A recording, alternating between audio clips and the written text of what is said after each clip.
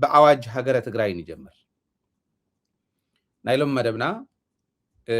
نص هاجرة تجراي كت مسرات اللوا نبلو له مخنيات انتايو تقولوا على دو كنقبرو نخل دينا مالت ايه كندي يخوصد زخل نا إثيوبيا تحق منقصون بزفقد الله من قد خوصد الله زخل غزي خنديو زياتهم نرأيهم جن زيهم قدم مرعينا زخون يكونكم دي عينت حتى متص خلو اب قلصم كايات مسرات اب حدنت كايات مسرات حدنت قلصم كنبل كلنا حدنت قلصمي ايكونومي قلصميو ካልኦት ቅልጽማት እውን ቅልጽም ንወሎም ለዚ ኣዋጅ ነፃ ሃገረ ትግራይ ክንእውጅ ዘለና ኣዝብል ሕቶ እንተዝሕተት ናተይ መልሲ ካብቶም ቀዲሞም ኣብ ቅድሚት ተሰሊፎም ሕዚ ክንእውጅ ዘለና ባህልቲ ሓደ እየ ብዙሕ ሰብ ብዙሕ ክብል ይኽእል እዩ ከምዚ ኮይንና እንዳሃለና ምዕራብ ትግራይ እንዳሃለወ ካሊእ ዝበሃሉ ሕቶ ክመፁ ይኽእሉ እዮም ኣዋጅ ንእውጅ ምዕራብ ትግራይ እውን ሒዝናዮ ምዕራብ ትግራይ ንምሓዝ ካብ ሰሙን ንላዕሊ ዝነውሕ ይኮነን ኢለ ስለ ዝኣምን ውሽጦም ናይቶም ፀላእቲ ብደንብ ስለ ዝርድኦም ብደንብ ስለ ዝፈልጦም ትሕዝ ዘለውሉ ኩነታት እውን ለይትን ቀትርን ንዕኦም መግምጋም ስለ ዘለና ኣዋጅ ሃገረ ትግራይ ግዜኡ ሕዚ እዩ ዝብል እምነት ኣለኒ ብሰላማዊ መንገዲ ሃገረ ትግራይ ክትእወጅ ይትረፍ እሞ ሃገረ ትግራይ ኢልካ ምሕሳብ እውን ሓደጋ ኮን እዩ ኣውዚ ስለ ዝኾንና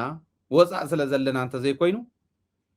ወይ ትግራይ ኮይኖም እውን ናይ ባዕሎም ፕሮቴክሽን ኣለና ኢሎም ዝኣምኑ ሰባት እንተዘይኮይኖም ንምዝራው እውን ሓደጋ ብዝኸውን መልክዑ ብናይ ባዕልና ትግርኛ ብዝዛረቡ ሰባት ክብልዑና ይምክሩ ከም ዘለው ፀላእቲ ትርእይዎም ኣለኹም ለዚ ሃገረ ትግራይ ክንእውጅ ከለና ብሰላማዊ መንገዲ ይኾነን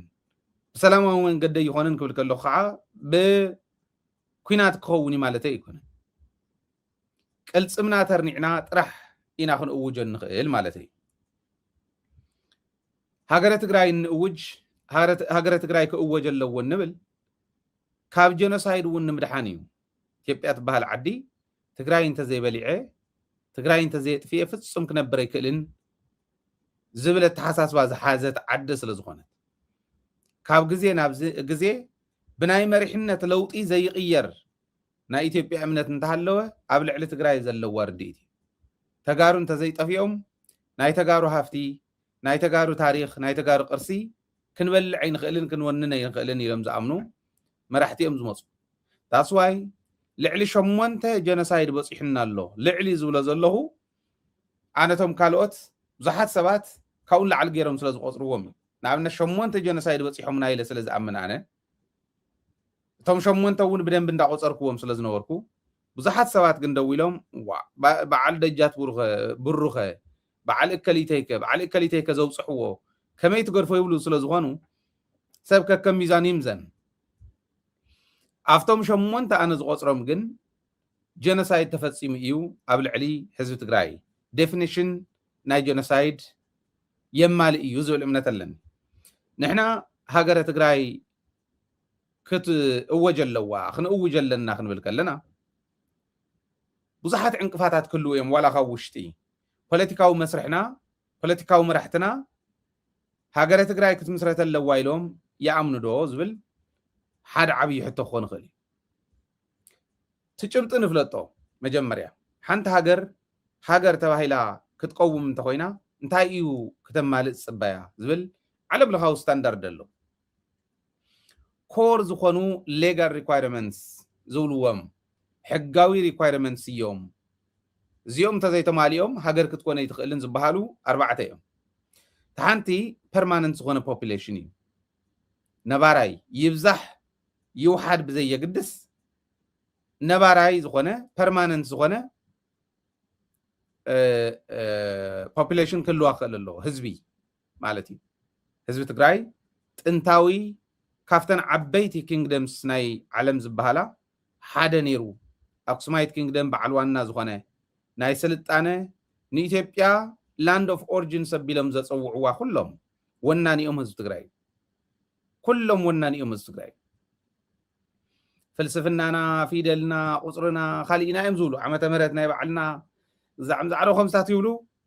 ስልጣነና ይብሉ ኩለን እዚአን ወናኒአን ህዝቢ ትግራይ ካብ ትግራይ እየን ዝወቕላ ስለዚ እዚኡ ህዝቢ ትግራይ ፐርማነንት ፖፑሌሽን ኣለዎ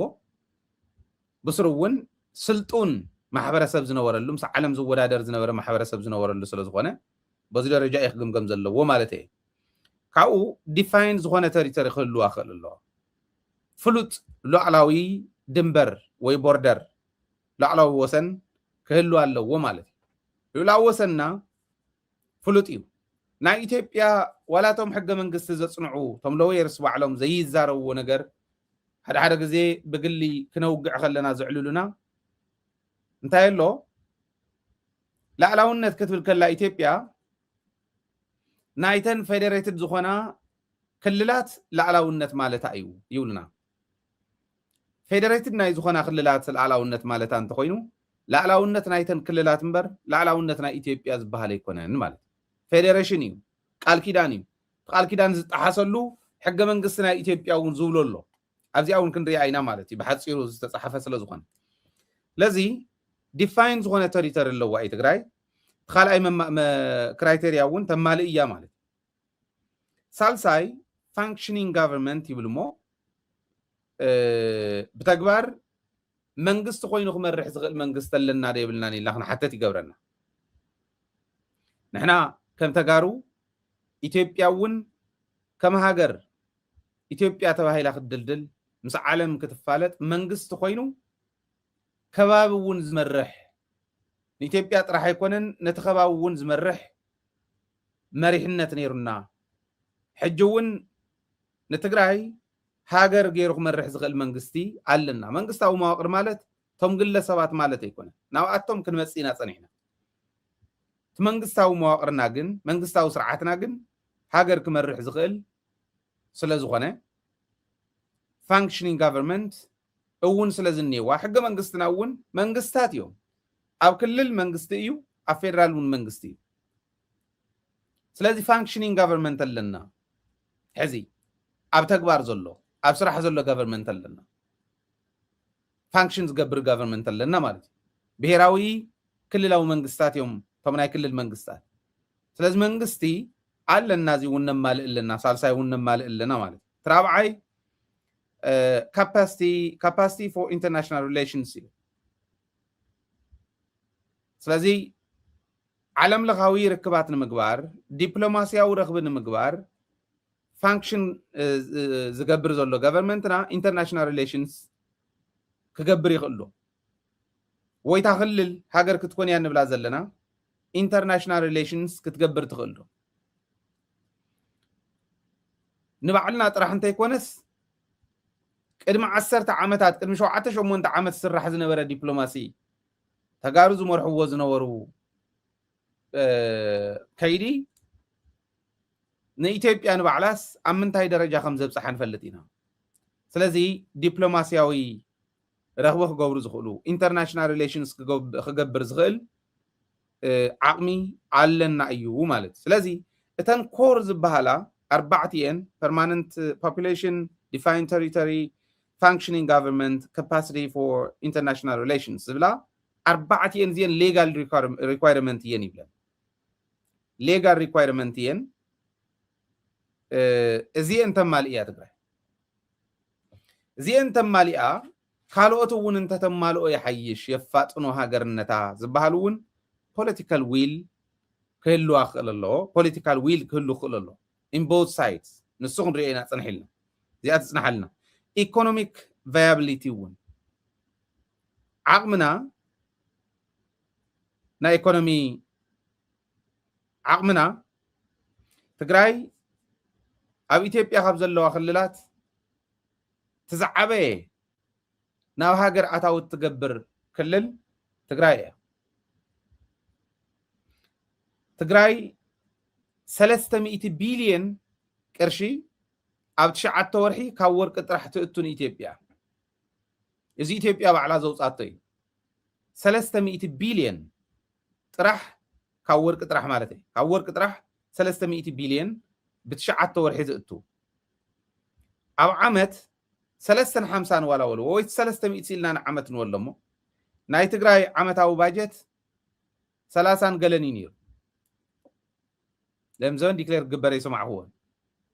18 ኢት መንግስት ህዝበና ወላ 50 ንወሎ ሻድሻይ ኢድ ናይቱ ካብ ወርቂና ፌደራል መንግስት ንእትዎ ሻድሻይ ኢድ እዮም መሊሶም ዙና ኢና ባንሕና ንሕዞ ሶሪ ሻድሻይ ኢድ ይኮነን ሰምዙና ስለዚ ሳቶም 300,000 ወሲዶም ካብ ወርቂ ጥራሕ ትግብሪ ግደፍዎ ፌደራል ደረጃ ግብሪ ዝኸፍላ ትካላት ኣብ ትግራይ ኣለዋ እየን ግብሪ ትእትዎ ተዓዲ እውን ኣሎ ናብ ፌደራል ትሰዶ ካብ ካልኦት ካብ ሰሊጥ ካብ ቆርበትን አንጋረን ንብሎ ካብ ሳፋይርን ካብ ካልኦትን እትእትዎ እውን ግደፍዎ ካብ ወርቂ ጥራሕ እንረኽቦ ንዓና ንተጋሩ ካብቲ ሕዚ ዘለና ባጀት ዓመታዊ ባጀት 10 ዕፅፊ ክንእቱ ንኽእል ኢና ባጀትናስ ታይምስ 10 ክንገብሮ ንኽእል ኢና ብ10 ክነባዝሖ ንኽእል ኢና ዓርስና እንተ ንኽእል ናብ ኢትዮጵያ እንተ ዘይንሰድድ ካልእ ተሪፉ ሮያሊቲ ፊ ትበሃል ኣይንረኽባን ንሕና ባጀትና ድጎማ ሃገር ትድጉመናስ እታ ሮያሊቲ ፊ ትበሃል ጥራሕ እያ እዚኣ ጥራሕ ትድጉመና ስለዚ እቲ ናይ ኢኮኖሚክ ቫያብሊቲ ዝበሃል ነማልኦ ኣለና ኢንተርናሽናል ሪኮግኒሽን እውን ክህልወካ ኣለዎ ይብል ኢንተርናሽናሊ ሪኮግናይዝድ ክኾን ክኽእል ኣለዎ ሶማሊላንድ ሕዚ ትገብሮ ዘላ እዩ ፅቡቕ መንገዲ ናይ ሶማሊላንድ ንዓና ሓደ ህዝቢ ነፃነት እየ ዝደሊ እንድሕር ኢሉ ነፃ ክኸውን ከም ዝኽእል ናፅነቱ ከረጋግፀሎም ካብ ዝኽእለሎም መንገድታት ከዓ ኢንተርናሽናሊ ሪኮግናይዝድ ክትኮን ክትክእል ኣለዋ ዝብል ሃገራት ሪኮግናይዝ ገብር ኣለዎን ማለት እዩ ከምቲ እስራኤል ንሶማሊላንድ ሕዚ ሪኮግናይዝ ጌራታ ዘላ ኣሜሪካ እውን ሪኮግናይዝ ጌራታ ኢለ እየ ዝኣምን ኣብ ናይ ዩናይትድ ኔሽን ሴኪሪቲ ካውንስል ኣኼባ ኣሜሪካ ናይ እስራኤል ጉዳይ ኣጀንዳ ጌርና ክንሪኦ ዝግባአና ኣይኮነን መሰል እዩ እስራኤል ሪኮግናይዝ ክትገብር ኢሎም ኣለዉ ካልእ ሃገርታት ኾን ከምኡ ክብሉ ነይሮም ባዕሎም ተዘይቕበልዎ ከምኡ ክብሉ ነይሮም እዚታት ነቕምጥ ንኽእል ኢና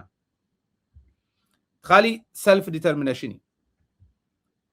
ምስኒ ዓንተ ወይ ፖለቲካል ዊል እውን ፖለቲካል ዊል ምንም ሕቶ የብሉን ዘከራኽሩን ኣይኮነን ሰልፍ ዲተርሚኔሽን ግን ሰልፍ ዲተርሚኔሽን ኣብ ሕገ መንግስቲ ናይ ኢትዮጵያ ተቐሚጡ ዘሎ እንታይ እዩ ዝብል ዓንቀጽ 39 እንድያ ዓንቀጽ 39 ቁፅሪ 4 እስካዕ ሰብ ዘሎ ካብ ህስ ካዕሰ ኣብ ዘሎ ኢኹም ተንብቡ ብርግፅ መሰል ዓርሰ ውሳነ እዩ ዓንቀጽ 39 መሰል ዓርሰ ውሳነ እዚኣታ ናይ እስካዕ ምግንፃል ትብል የብሔር ብሔረሰቦች ህዝቦች የራስን እድል በራስ የመወሰን እስከ መገንጠል መብት እትብል እዛ ቁጥር 4 ጥራሕዮም ዝርእይዋ እምበር ናይ ብሔር ብሔረሰባት ማዕርነት ዝረጋገፀሉ መሰል ዝረጋገፀሉ ዓንቀጽ እዩ ዓንቀጽ 39 ብሔር ብሔረሰባት ብቋንቋኦም ክዛረቡ ባህሎም ትውፊቶም ከፋልጡ ብመንነቶም ክኮርዑ ዝገብር መሰል እዩ ግን ጽለቢሎም ታ ምግንፃል ጥራሕ ስለ ዝወስዱ ግን ናይ ምግንፃል መሰል እያ ትመስለና ከም ካልኦት እውን ምንባብ ላይ እዩ ማለት እዩ ሕዚ እቲ ሰልፍ ዲተርሚኔሽን እስካዕ ሴሽን ዝኸይድ ክትግበር ይኽእል ዶ ኢትዮጵያ ትግራይ ክንከውን ንደሊ ኢና ኣነ ከም ትግራዋይ ፀኒሐ ሃገረ ትግራይ ካብ ዝብል ሃገረ ትግራይ ክእወጅ ክኽእል ኣለዎ ካብ ዝብል ሕጀ ኣይኮነን ደደቢት ሚድያ ከም ሚድያ በዚእና ንፍለጥ ምእተዊና እንተይተረፈ ኢንትሮዳክሽን ቲ ኢንትሮ ናይ ደደቢት ንሱ እዩ ዝብል በዚ ንፍለጥ ኢና ፀገም የብሉ ነብኦ ኣይንከራኸርን ማለት እዩ ነገር ግን ሃገር ስለ ዝደለኻዮ ጥራሕ ኣይኮነን ሃገር ዝምስረት ኣብ ሕልናኻ መጀመርያ ትምስርቶ ሪዝነብል ኮይንካ ብኢሞሽን ኣይኮነን ብስምዒት ኣይኮነን በፂሕና ብዘሎ ጥራሕ ኣይኮነን ብርግፅ ሃገርነት ካብ ዘጥልቡኻ ሓደ ኣብ ልዕሊኻ ዝበፅሓካ እሞ ዘየናብር እንተኮይኑ እውን እዩ እዚኦም ብምልኦም እንዳተንተናዮም ዝመፃና እታወታት እዮም ንሕና 8 ጀኖሳይድ በፂሕና ኢና ንብል ዘለና ዓለም ክትሰምዓና ምግባር ንሱ ንኸይኸውን መረዳእታ ከይርከብ በዓል ጌታቸው ሒዞም መኸዱ ሓብእዎ ካሊእ በልዎ ህዝቢ ትግራይ ኣብ ሕልኑ እንድሕር መስሪትዋ ተመስሪታ እያ ተዓዲ እና ሪዝን እውን ኣለዎ ንምንታይ ምስ ኢትዮጵያውያን ኮይና ክንናበር ስለ ዘይንኽእል ኣብ ኢትዮጵያ ንማይት ዓመታት ኢፍናት ንሸሓት ዓመታት ኣብ ልዕሊ ትግራዋይ ጽላኣቶም ኩሉ ብተግባር እንዳርኣዩ ዝመፁ እዮም ሸሞንተ ጀኖሳይድ ንሕና ንፈልጦ ብንባብ ዝርከብ ጀኖሳይድ እውን ፈፂሞም ላ እዮም ትግራይ እኹል እዩ ግን ንኣብነት ካልኦት ሃገራት ሌትሰይ ናይ ኣውስትራልያ ንውሰድ ኣብ ኣውስትራልያ ሓንቲ ክልል ክግንፀል እየ እንተትብል ክልተ ፓርላማ ክፈቅድ ኣለዎ ይብል ናይ ኮመንዌልዝ ፓርላማ እውን ክፈቅድ ኣለዎ ናይታ ክግንፀል እየ ትብል ስቴት ፓርላማ እውን ክፈቅድ ኣለዎ ይብል ሕጎም ንሱ እዩ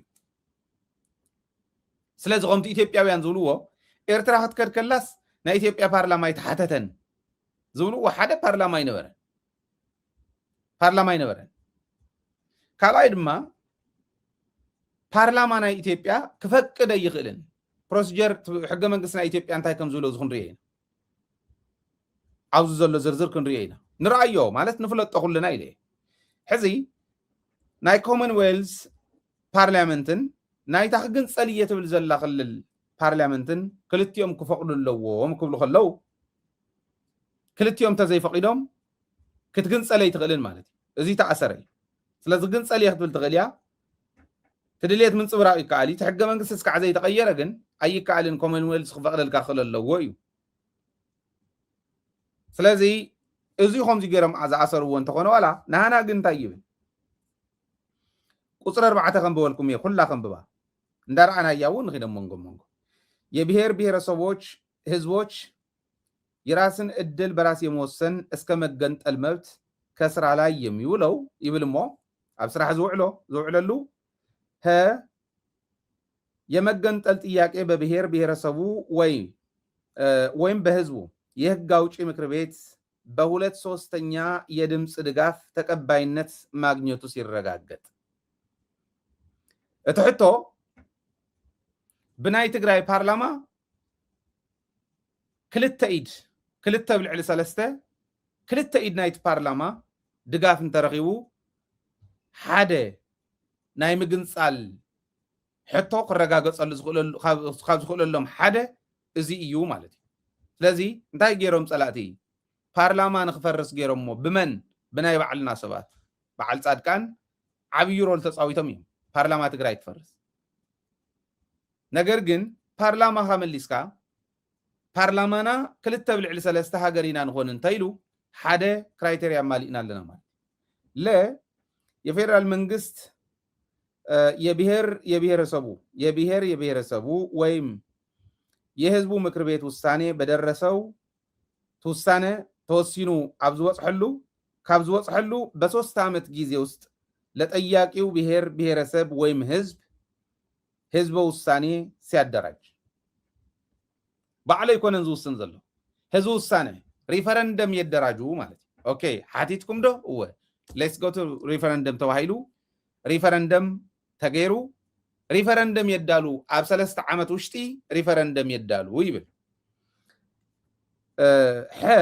ወይ ሃመርዋ በመሓርኛ ይዛረብ ስለ ዘለኹ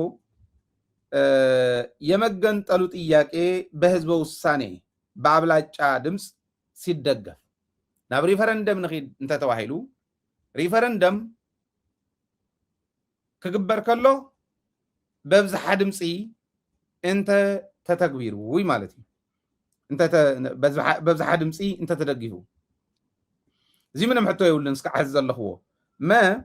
የፌደራሉ መንግስት መገንጠሉን ለመረጠው ብሔር ብሔረሰብ ወይም ህዝብ ምክር ቤት ስልጣኑን ሲያስረክብ ስልጣን እንታይ ፌደራል መንግስቲ ናይ ክልላት ሞግዚት ኮይኑ ዝሰርሓለን ኤሪያታት ኣለዋ ንኣብነት ዲፕሎማሲ ናይ ሰራዊት ናይ ዲፕሎማሲ ናይ ገለ ፌደራል መንግስቲ ናይተን ክልላት ናይተን ፌዴሬትድ ዝኾና ክልላት ስልጣን ሞግዚትነት ሒዙ ዝሰርሓለን ዘሎ ኤሪያ ስልጣን ነቲ ምግንፃል ዝመረፀ ቤት ምክሪ ስልጣኑ ከርክብ ከሎ ማለት እዩ ኣይርክብን ክብለ ይኽእል ሪፈረንደም ድሕር ተገይሩ ኣይረክብን ክብል ይኽእልን ኣረከበ ምጅማር ይከኣል እዩ ማለት እዩ ሪፈረንደም ድሕር ተገይሩ ከርክቡና ኢትዮጵያውያን ኦኬ ኢሎም ከርክቡ ቅልፅም እስካዕ ዝሃለዎም ደቂሶም ከንብሩና እምበር ቅልፅም እንተሃልይዎም ኣዳሚፆምና ክኸዱ እዮም ዝብል ሓሳብ ዘለዎ ትግራዋይ ክህሉ ኢለ ሓስበ ይኮነን ዝብሎ ዘለኹ ኣብ መወዳእታ ሰ በህግ በሚወሰነው መሰረት የንብረት ክፍፍል ሲደረግ ነው ይብል ሞ እዚኣታ ናይ ምግንፃል ሕግኹም ንብረት ክፍፍል ክግበር ከሎ ብሕጊ ዝውሰን ናይ ንብረት ክፍፍል እንታይ ማለት እዩ ክትግንፀል ከላ ንኣብነት ኣባይ ግድብ ናይ ባዕልና እዩ ናህና እውን ኣለዎ ማለት እዩ ታሽዓይ ኢድ ናህና እዩ ብበዝሒ ህዝቢ ዲ ክውሰን ብክልል ዲ ዝውሰን ንሱ ከመይ ከም ዝነበረቱ ናይዚዩ ትርጓመ ናይ ዝሓዝ ዘንበብኳ ትርጓመ ኣለዎ እንዲ ተውዝኒ ሄዚ ጽማቕ እዩ ናይዚ ትርጓመ እንታይ ይብል ዝብል ምንባብ ከድሊ እዩ ሰብ ሞያ ሕጊ ኣውዝ የድልዩ ማለት እዩ ነገር ግን ኣብ ኢትዮጵያ ዘለው ግድባት ኣብ ኢትዮጵያ ዘሎ ሃፍቲ ጠቕላላ ናይቲ ሃገር ሃፍቲ ሃገር ከም ሃገር እትውንኖም ሃፍትታት ኣየር መንገዲ ኮነ ቴሌኮም ኮነ ካልእ ኮነ እዚኣቶም ኩሎም ንብረት ትግራዋይ እውን ስለ ዝኾኑ ንብረት ክፍፍል ሃፍቲ ክፍፍል ይግበር ሞ ኣብ ትግራይ ዘሎ ንትግራይ ዝበፅሓ ክንዱ ጥራሕ እንተኮይኑ ዘለዋ ሒዛ ትኸይድ ካልእ ተርፈና እንተኮይኑ ካብቲ ዝተርፈና ወይ ንካሓስ ወይ ከዓ ኣብ ዘለዎ ሼርሆልደር ኮይንካ ንኣብነት ኣባይ ግድብ እንተኮይኑ ሼርሆልደር ኮይኑ ክነብር ክእል እዩ ተጠቃሚ ናይቲ ሓይሊ ኤሌክትሪክ ኮይንካ ምንባር ይከኣል እዩ ተሸይጡ ዝርከቦ ኣታዊ እውን ምክፋል ይከኣል እዩ እዚኣቶም ማለት እዩ ኣየር መንገዲ እውን ከምኡ ዘለዎ ኣየራት እውን ከምኡ ኣብ ሰራዊት ዘሎ ሃፍቲ እውን ከምኡ ኣብ ካልእ ዘለዎ ሃፍቲ እውን ከምኡ እዚ ማለት እዩ ንዓና ዝሕንኩለና ነገር እንታይ እዩ ይመስለኩም ኣብ ውሽጥና ዘሎ እዩ ኣብ ውሽጥና ዝንሄ ማለት ፖለቲከኛታትና እውን ወሪዱ ሎሚ ፖለቲካ ትግራይ ወሪዱ እቶም ሕዚ ዝንሄው ፖለቲከኛታት ኢና ፓርቲታት መርሕ ኣለና ናብ ዝብሉ ደረጃ ወዲቁ ናይ ሕወሓት እውን ወሪዱ ናብ በዓል ጌታቸው ወዲቁ ብበዓል ጌታቸው ትብዳህ ሕወሓት ኮይና ብበዓል ጌታቸው ትተዓናቀፍ ሕወሓት ኮይና ጠቅላላ ፖለቲካዊ መሪሕነትና ድልውነቱ ክንደየና እዩ ዝብሊቱ ናህና ሕቶ ክኾን ዝኽእል ህዝቢ እንዳሞተ ፖለቲካ ዝጣላዕ ማለት ህዝቢ ሒዝካ እንዲኻ ሃገር ትምስርት ሓደ ኣቦ እናተዛረብዎ ዝነበሩ ብጣዕሚ ዝገረመኒ ኣንደበቶም ዝገርም እዩ ማለት ኣትርር ኣቢሎም እዮም ወቂሶም በቲ ሓደ ገፅ እውን ከዓ ትርር ኣቢሎም ዘመዓራርይዎ እውን ኣሎ ንስማዕ እያ እሞ እንታይ ማለት ምዃኑ ሙስተሕዝ ዝብሎ ዝነበርኩ ክነረጋግፆ ኮይና ናሞትና ስቁልና ይነርኢ ኣሎ ተባሃለ ትካላት ብሸሪካ እናገበርኩም ናትኹም እዩ እዚ ፍለጦ ህዝቢ ትግራይ ንቓሕ ህዝቢ ትግራይ ፍለጥ ኣብ ዓድና ወርቃማ ዝኾነት ሃገርና ሰኣንሰብ በዛብእ ፈጢርና ባዕልና ምፀለእትና ደቅና ንሕና ጥሜት ክንሞት እንጀራ እናበልና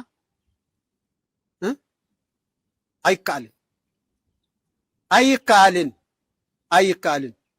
ተጋሩ ንቑሑ ትነቑሑ ኣይትነቑሑን ግን ዝዓዲ እዚኣ ናብ ባዶ ትኸድላ ሰብ ሓደ በብሓደ ናሞተ እቲ ሰብ እቲ መንእሰይ ይሃድም እዩ ዘሎ ካሕብትን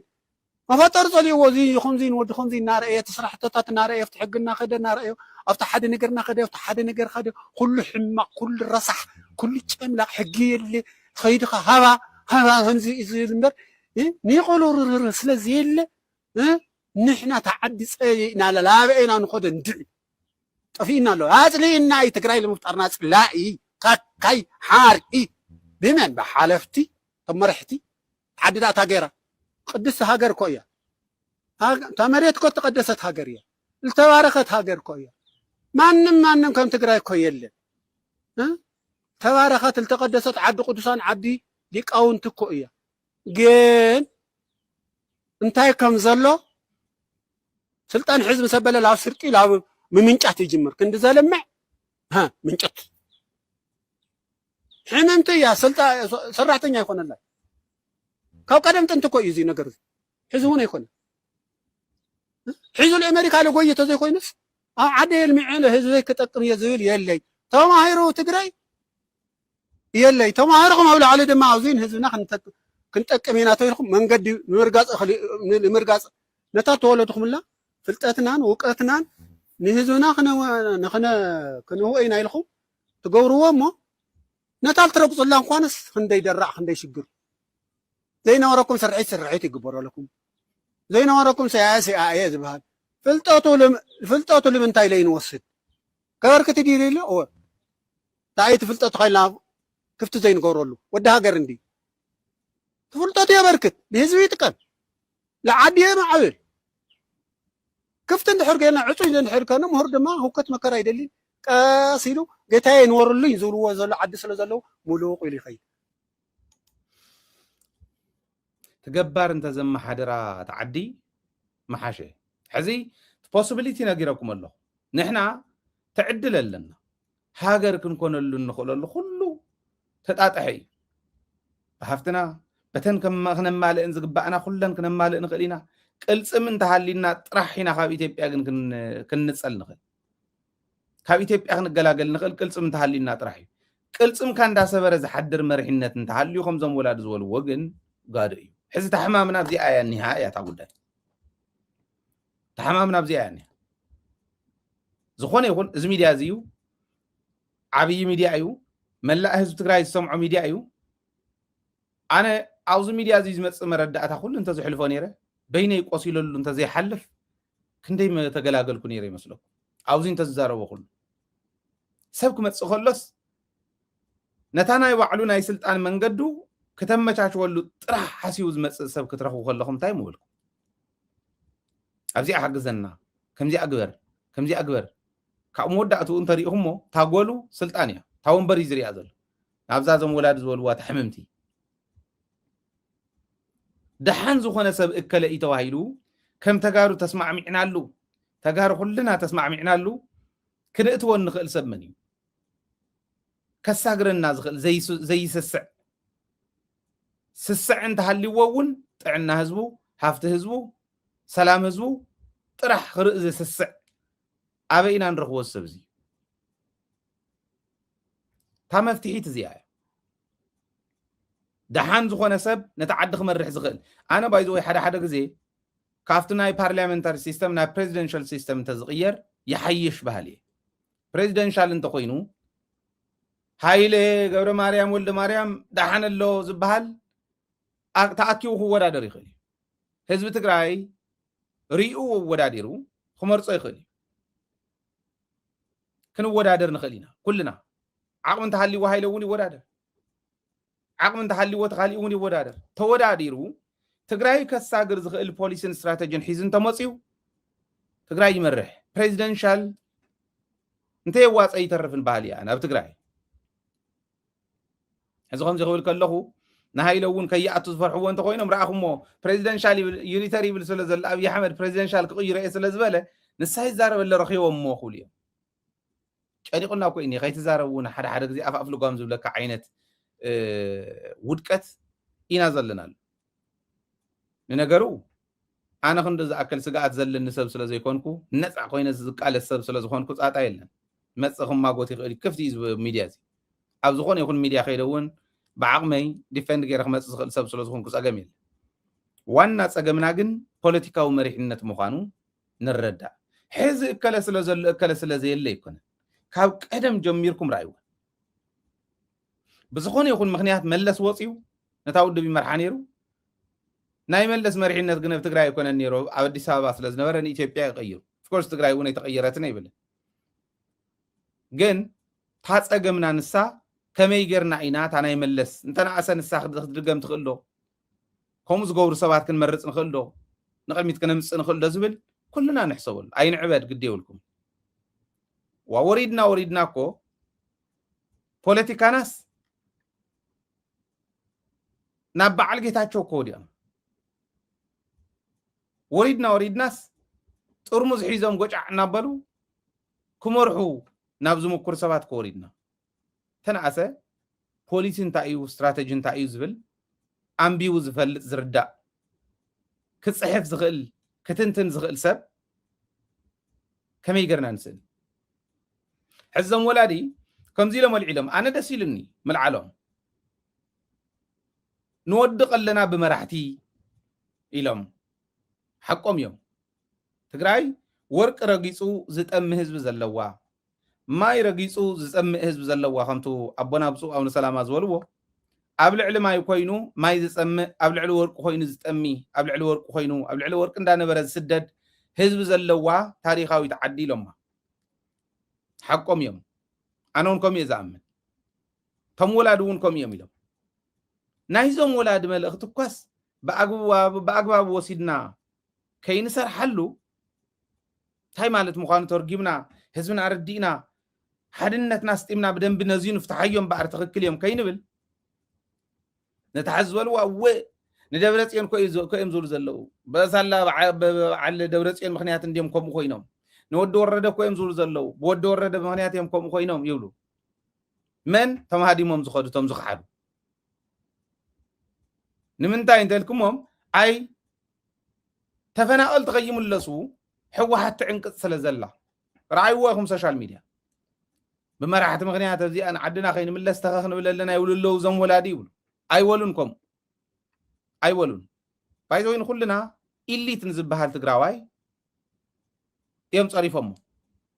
حقهم يمكع يقبأنا قال لنا نسعر نهلو زكى علينا أنا زكالني قبر الله خيلي زام كاليون كم خون عندي قال يوجن قدل زعته وندار أنا أيوة قدل زعته زني حسب كعلنا أي ولن تم ولادهم عندهم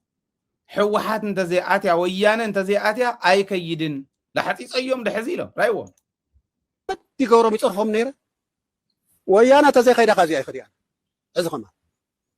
مش حاري غير يصرفهم نيره ويانا انت زي خيدا خازاز اللقو وسنسري ليس لا بزاو كخير كله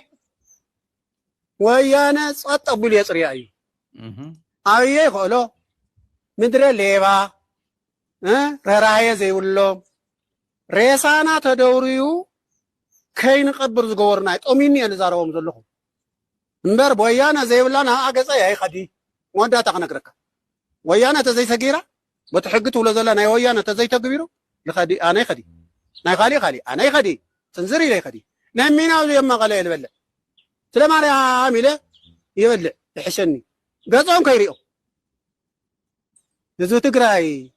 بيمنقد حمد دوس انو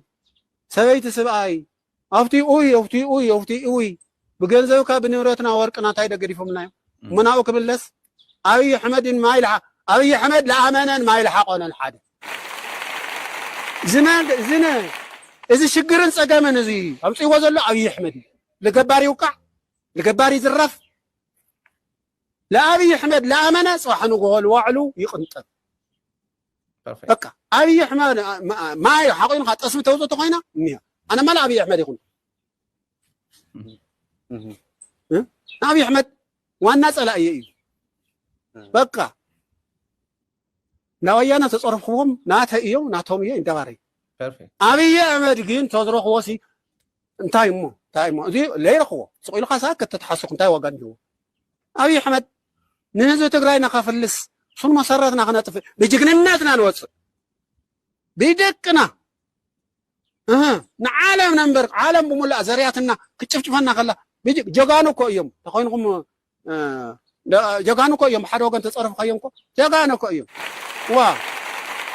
جغانو يوم عالم زدنقو يوم كنغركم طميننا يتصرف خوم حزي زخفينا حماقنا رأنا تدانهم خينهم ليريو ليقاتلوا هزوم ينبر جغانو يوم يا عالم زفلطوا يجغنتهم عالم بمولو كتشفنا خلا አይራአዱን فقد ورخا فقد وصا ورد كوصيهم يوم ساتهم لا مرحوا لا محدروا لا تتخصوا كلاشنهم حزم حزب زي عرفت رخيبهم قروا زفتيطهم لنا تزارنا تشرقت تخلو دبدب ينبر يقان يوم عالم زدنقوا اسرائيل كاوت وليدنا معنا زطف مساريا العوي سري شيط من كان يرنا بيجيغنناتنا زم جغانو مساس نخلو ما تحتينا امبرك خنايو حزي جيتا يخون مستقر سبايسنا يواصنان يباليو واو يبهال يو تخوينهم قلتفهم لي قاطاطر و يناتي ها نحر خوينو ابي انت ابي بدلا امبر خبرت دي فوتي ها ابي بدلا يفولتو كويوم عقلهم كوي يفولتو ويوم ها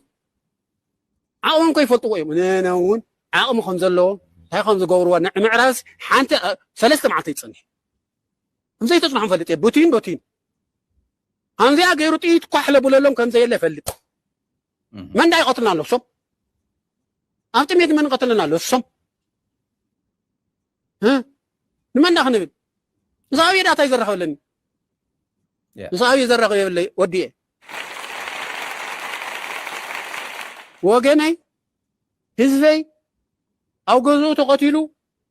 نن قالن نورته توريرو ها ورقه ገንዘብ ታውቃየን ወርቅሎ እንታይ ነው መክዲት ናውሉ ምሸት ነው ወጽሉ ለቀጥቁጡ ረረረረረ ቢሎም ገዛና እኮ እዩ ተሰራህና የርህጽና ኮይና ወሲዶሞ ሞዳግም ሰለ ሞዳግምስ ብናይ ፌደራል العدكم تملصوا قال مالا زبالس فدرال وعلى زي الحنس نعيك الحنن ما عطفنا مليونات ماري ولا حدر لا رخص انا فدرال انا واستنى خسر الخميس نغالي ولا 10 طرقي خالي ولا في حدا مهور يقول في انا ردي كده نغالي ولا ويانا تقيد نحنا نخد ام دليتنا نحرس ام دليتنا ندقس تزي له شخريره هانزي له تጨبيطت شخريره خنبر يلسي انا كخد اي خوني ويانا تخد احنا نخد ويانا يتخدي عينو نيرين كم قطع الحلفتاي كيكبر هيدي كندي هزو حليقو كندي نورتو توريرو حافتام عدكو يتعدنسو حدا سوكو معترينات خمسه اكو يغنزو انا هم اللي بحالي يخونكم نفسي زغالكم يوم صدقي كن معات حافتامات كتر حدا حافتام سي 100 تبعتها يبقع زخون او دامت له شيء لعل خلتم 300 الشوط حافتامات نيو ارجع كفتي نعرش اقدفو نازو قدمزي كو يزمسل اخلم سليط كندي مليون يزو قدمزي كاوزي رسري زاتو خلى خاسي كندي مليون يو اوزي حافتامات يلم ديو لما انت يوم زي قلت نقرأك بنص أب حنتي قوع لجزء خمسي قدم زمسد كندو أي مسد كنتي بليون يسو حدا هفتام يزلك له أنا يا بالله دلنك وا هاي تم هفتامات شو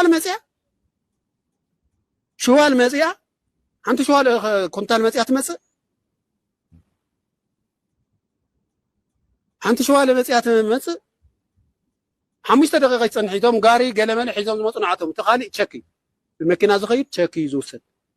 إنا ناي حمر هافتي وزير كاخد قطر أي كالين يجرس ورك ديو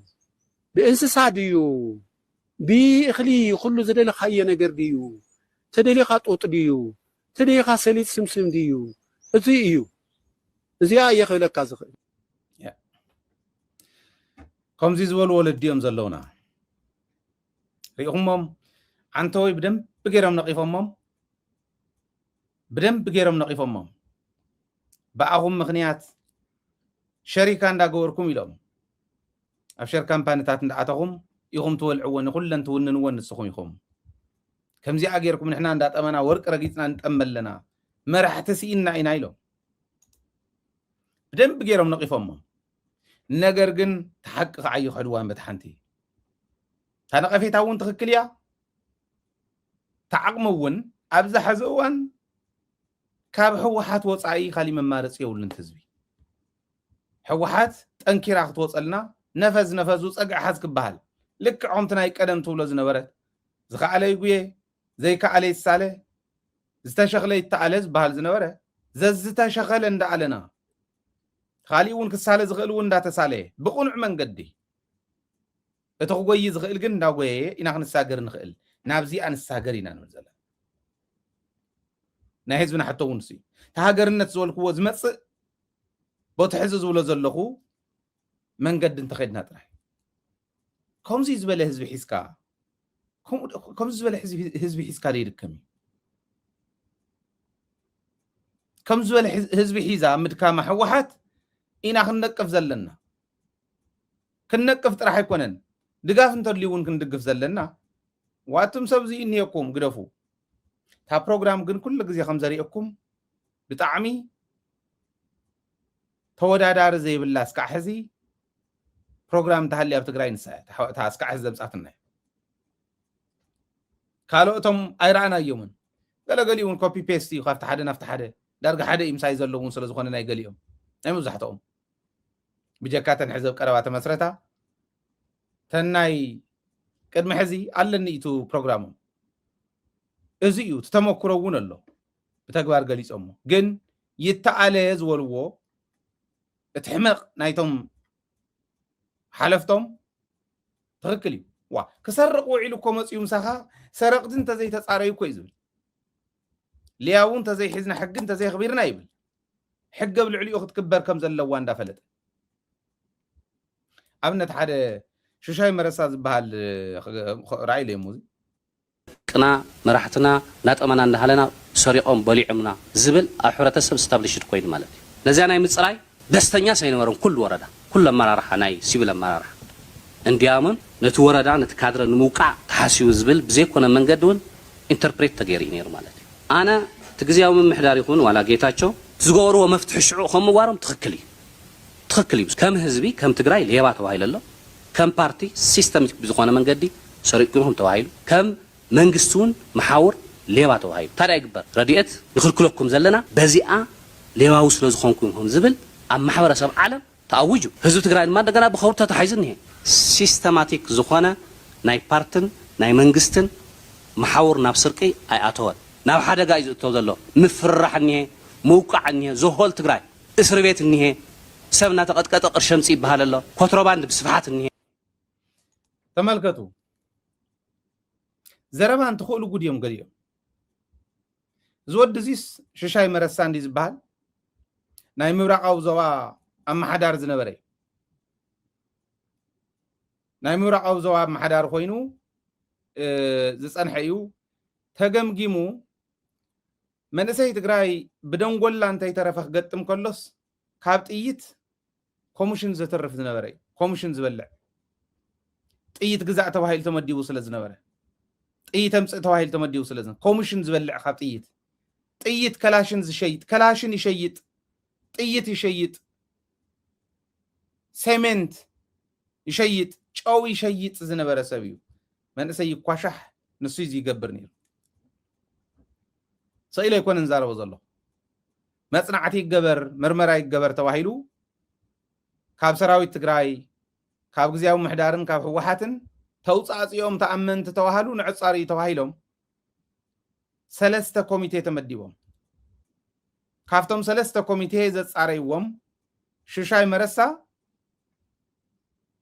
ጥይት ይሸይጥ ከላሽን ይሸይጥ ሰብ ምንባሩ ስሚንቶን ጨውን ዝሸይጥ ሰብ ምንባሩ ተጻሪዩ ዓርሱ ክከላኸል ኣይከኣለን እዚኣ ምስ ተፈለጠት ሃዲም ኣዲስ ኣበባ ኣትዩ ሓቆም እዮም ቶም ወላድ ዝዛረብዎ ዝነበሩ ብሓቆም እዮም ኣብ ከምዚ ዝበለ ዝኣተወ ኣብ ከምዚ ዝበለ ስርቂ ዝኣተወ መራሒ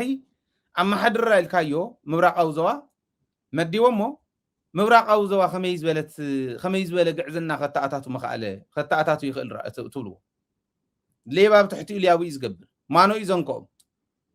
ማኖ ይንከኦም እሞ ድሕሪኡ ንሱ ካብ ዝኣዘዞም ወፃኢ ክኸዱ ይኽእሉን ማኖ ነኽኦም እዮም ኦረዲ ንሳቶም እውን ብትሕቲኦም ንዘሎ ማኖ እንዳንኩ እዮም ዝኸዱ ተስርዓት እቲ ሲስተም ትኽክል ኮይኑ እንዳሃለወ ኣብቲ ሲስተም ውሽጢ ኣትዮም ዘለው እቲ ሲስተም ከም ሲስተም ህዝባዊ ገይሮም ክመርሑ ዝግብኦም ተመዲቦም ዝነበሩ ሰባት ግን ነቲ ዓዲ ናብቲ ሕዚ ወዲቕናዮ ዝኔና ዓይነት ውድቀት የውድቕዋ ከምኡ ዝገበርዋ ንሶም እዮም እቲ ሕማምና እንተፈሊጥናዮ ኢና ክንፍውሶ ንኽእል ኣብ ትግራይ ዝኔ ሕማም እዚኣቶም ወላድ ብደንቢ ገሊፆማ እዮም ኣነ እውን ብደንቢ ይፈልጥ ኣለኹ ኩልና ህዝቢ ትግራይ እውን ይፈልጣ እዩ ሕዚ ኣብ ክንዲ እዚ ምእላይ ኣብ ከመይ ዝበለ ትርሙስሙስ ከም ዘለና ራዩ ኣብ ከመይ ዝበለ ምትርማስ ከም ዘለና ራዩ